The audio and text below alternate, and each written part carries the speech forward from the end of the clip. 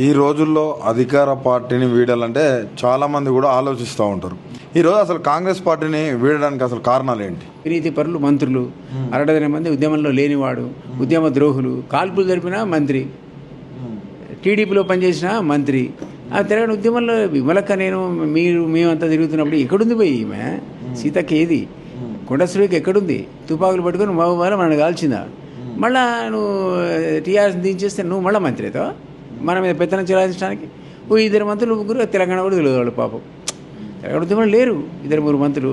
సమైక్యవాది బట్టి గారు పాపం రాజశేఖర రెడ్డి పంపితే ఎమ్మెల్సీగా యాదవ్ రెడ్డి గారిని అడగండి. అదేవిధంగా చనిపోయిన అమోస్ లేడు. వీళ్ళంతా పోయి మనమంతా ఒక పక్క తెలంగాణ ఎందుకు ఇవ్వాలో కరపత్రాలు పంచితే ఎందుకు ఇయ్యొద్దు అయిన కరపత్రాలు పంచాడు బట్టి సమైక్యవాది అండి. ఆ బట్టి ఈరోజు నీకు ఉప ముఖ్యమంత్రి.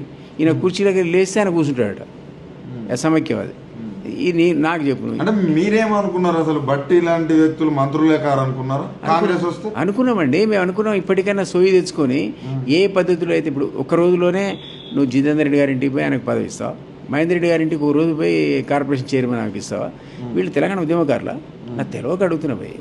నేనైతే ప్రముఖ తెలంగాణ ఉద్యమకారునే కదా. పోనీ సీఎం రేవంత్ రెడ్డి అయినా తెలంగాణ ఉద్యమకారుడు కాదంటున్నా కదా.